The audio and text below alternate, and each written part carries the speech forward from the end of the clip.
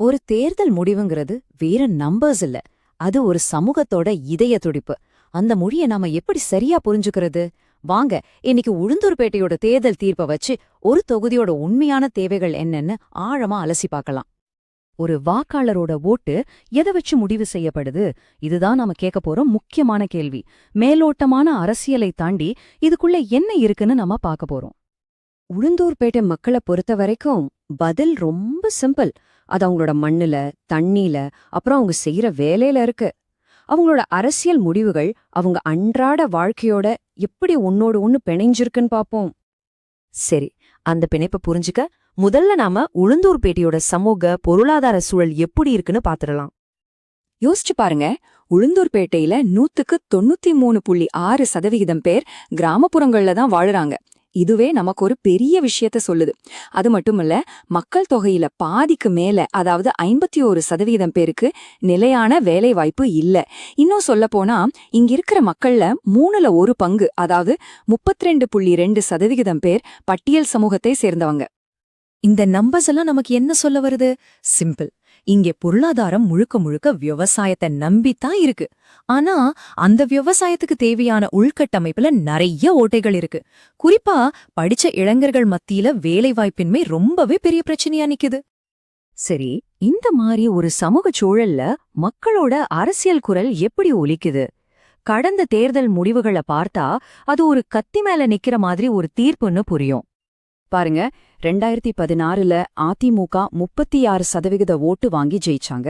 ஆனா வெறும் 5 வருஷத்துல, அதாவது 2021ல களம் மொத்தமா மாறுச்சு. திமுக 47% ஓட்டு வாங்கி அந்த இடத்த பிடிச்சாங்க. இது ஒரு தெளிவான ஆட்சி மாற்றத்தை காட்டுது இல்லையா? ஆனா அந்த வெற்றி எவ்வளவு பெரிய வெற்றி? அதுதான் இங்க முக்கியமான பாயிண்ட். 2021ல வெற்றி வித்தியாசம் வெறும் 2.2% தான். இது என்ன காட்டுதுன்னா, தொகுதி எவ்வளோ ஆழமா பிரிஞ்சிருக்கு, மக்கள் தீர்ப்பு எவ்வளோ மெல்லிசா இருக்குன்னுதான். 83%க்கும் மேல வாக்குப்பதிவு நடந்திருக்கு. இது மக்கள் அரசியல்ல எவ்வளவு ஆர்வமா இருக்காங்கன்னு காட்டுது. ஆனா இவ்வளவு குறைஞ்ச வெற்றி வித்தியாசம் என்ன சொல்லுதுன்னா, இங்க அரசியல் களம் ரொம்பவே விழிப்புணர்வோடவும் அதே சமயம் கடுமையான போட்டியோடவும் இருக்குன்னு அர்த்தம். அப்போ இந்த ஓட்டுகளுக்கு பின்னாடி இருக்கிற மக்களோட உண்மையான மனக்குறை என்ன, அவங்களோட மனநிலைய மாத்திர, சில சமயம் அரசியல் அதிருப்திய கூட உண்டாக்குற அந்த நீண்டகால பிரச்சனைகள் என்னென்னு இப்ப கொஞ்சம் ஆழமா பார்க்கலாம். களத்துல இறங்கி பார்த்தப்போ மக்களோட கோபமும் விரக்தியும் ரொம்ப தெளிவா தெரிஞ்சது. ஒரு பக்கம் நிறைவேற்றாத வாக்குறுதிகள், முக்கியமா ஆஸ்பத்திரியும் சாலைகளும். இன்னொரு பக்கம் ரேஷன் கடை, வீட்டு வசதி மாதிரி திட்டங்கள்ல இருக்கிற இடைவெளிகள். இதோட சேர்த்து சட்டம் ஒழுங்கு பத்தின கவலைகளும், தண்ணி, கரண்ட் மாதிரி அடிப்படை வசதிகள்ல இருக்கிற பற்றாக்குறையும் சேரும்போது மக்களோட அதிருப்தி ரொம்பவே ஆழமாகுது. ஒருத்தர் சொன்னாரு, நாங்க என்ன பெரிய அற்புதத்தையா கேக்குறோம்? ஆஸ்பத்திரியில டாக்டர் இருக்கணும், எங்க புள்ளைங்க நடந்து போற ரோடு பாதுகாப்பா இருக்கணும், இதுதானே கேக்குறோம். இந்த ஒரு வரி 100 ரிப்போர்ட்டுக்கு சமம்.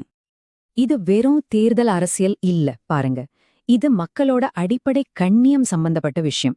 அதோட இந்த மாதிரி பிரச்சனைகளை பத்தி உணர்ச்சி வசப்பட்ட மட்டும் பேசாம, தகவல்களை தெரிஞ்சுகிட்டு ஒரு பொறுப்பான பொது விவாதத்துல நாமளும் ஈடுபடணுங்கிறத இது நமக்கு ஞாபகப்படுத்துது. சரி, மக்களோட இந்த அடிப்படை தேவைகளையும் அவங்க கண்ணியத்தையும் எப்படி காப்பாத்துறது? அதுக்கு வெறும் வாக்குறுதி மட்டும் பத்தாது. ஒரு தெளிவான செயல்படுத்தக்கூடிய ஒரு ப்ளூ பிரிண்ட் தேவை. அப்படி ஒரு செயல் திட்டத்தை தான் நாம இப்ப பார்க்க போறோம். இதுக்கு நாங்க சதுர்முக கோட்பாடு, அதாவது ஒரு 4 முனை அணுகுமுறைன்னு சொல்றோம். ரொம்ப சிம்பிள். எந்த ஒரு பிரச்சனையும் 4 கோணத்துல பார்க்கணும்.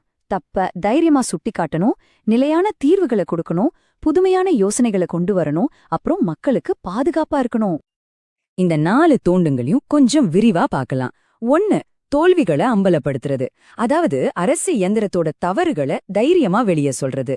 2, ஸ்திரத்தன்மைய உறுதியளிக்கிறது, மக்களுக்கு தேவையான அடிப்படை வசதிகள்ல ஒரு நிரந்தரமான நிலைய உருவாக்குறது. 3, புதிய தீர்வுகளை வழங்குறது, பழைய பஞ்சாங்கத்தையே பாடாம புது வழியில பிரச்சனைகளை அணுகிறது. 4, பாதுகாப்பு வலைகளை உறுதி செய்யறது, சமூகத்துல நலிவடைஞ்சவங்களுக்கு தேவையான பாதுகாப்பு கொடுக்கறது. ஓகே, இப்ப வெறும் திட்டத்திலிருந்து உறுதியான அளவிடக்கூடிய கடமைகளுக்கு வருவோம். அரசாங்கத்தோட ஒவ்வொரு செயலும் மக்கள் மேல செய்யற ஒரு நேரடி முதலீடு. அந்த முதலீட்டுக்கான பலன் என்னன்னு பாப்போம். உதாரணத்துக்கு ஒரு 188 கோடி ரூபாய் செலவுல ஒரு தீவிர சிகிச்சை பிரிவு கட்டுறோம்னு வச்சுக்கோங்க. அதனால பல உயிர்கள் காப்பாற்றப்படுது. அதோட உள்ளூர்ல பலருக்கு வேலையும் கிடைக்குது. இதுதான் ஆளுகையோட உண்மையான ரிட்டர்ன் ஆன் இன்வெஸ்ட்மெண்ட். ஒரு நல்ல அரசாங்கம்னா எல்லாருக்கும் பொதுவா சேரதோட நிறுத்திக்க கூடாது. சமூகத்துல ஒவ்வொரு பிரிவினரோட தனிப்பட்ட தேவைகளையும் புரிஞ்சுக்கிட்டு அதுக்கேத்த மாதிரி திட்டங்களை கொண்டு வரணும். விவசாயிகள், பெண்கள், இளைஞர்கள், எஸ்சி/எம்பிசி சமூகத்தினர்னு எல்லாரையும் குறிவச்சு செயல்படும்போதுதான் யாரும் பின்தங்கி போகாம இருப்பாங்க. இந்த மாதிரி மக்கள் மைய அணுகுமுறையில ஒரு விஷயத்துல நாம ரொம்ப உறுதியா இருக்கணும். அதுதான் தனிநபர் தனி உரிமை. ஒவ்வொரு குடிமகனோட தகவல்களையும் பாதுகாக்கிறது, அவங்களோட சம்மதம் இல்லாம எதையும் பயன்படுத்தாம இருக்கிறது ரொம்ப ரொம்ப முக்கியம். இது நம்ம நாட்டோட புதிய தரவு பாதுகாப்பு சட்டத்தோட அடிப்படை கொள்கை. நல்லாட்சிங்கிறது வெளிப்படைத்தன்மையோட சேர்ந்து மக்களோட நம்பிக்கையும் காப்பாத்தணும். இறுதியா இந்த ஆய்வோட சாராம்சத்தை பார்த்துட்டு ஒரு தேர்தல்ல ஜெயிக்கிறது மட்டும் இல்லாம அதுக்கு மேல ஒரு தொலைநோக்கு பார்வை எப்படி இருக்கணும்னு பார்க்கலாம். ஆக மக்களோட குறைகள்ல இருந்து ஒரு நல்லாட்சிக்கான பாதை வெத்து வாக்குறுதிகளால போடப்படுறதில்ல. அது துல்லியமான தரவுகள், அப்புறம் செஞ்சு முடிக்கணுங்கிற அசைக்க முடியாத ஒரு அர்ப்பணிப்பு, இதனாலதான் உருவாக்கப்படுது. திறமையான ஆட்சிங்கிறது ஒரு பிரச்சார கலை மட்டும் இல்ல, அது ஒரு நிர்வாக அறிவியல். நூலெடையில ஜெயிச்ச ஒரு மக்கள் தீர்ப்ப ஒரு நீடித்த நிலையான முன்னேற்றத்துக்கான அடித்தளமா மாத்த முடியுமா? இந்த ஒரு கேள்வியோட நான் உங்களை சிந்திக்க வைக்கிறேன். இதுதான் உளுந்தூர்பேட்டையோட தலைமைக்கு முன்னாடி இருக்கிற மிகப்பெரிய சவாலும் கூட, மிகப்பெரிய வாய்ப்பும் கூட. நீங்கள் ஒரு மக்கள் மைய தலைவராக மாறி உங்கள் தொகுதியை உயர்த்த விரும்பினால் blueprintstrategies.ai mgr@blueprintstrategies.ai என்ற மின்னஞ்சலில் அல்லது 08042041602 என்ற எண்ணில் தொடர்பு கொள்ளுங்கள். அரசியலுக்கு அப்பாற்பட்ட ஒரு நோக்கம்.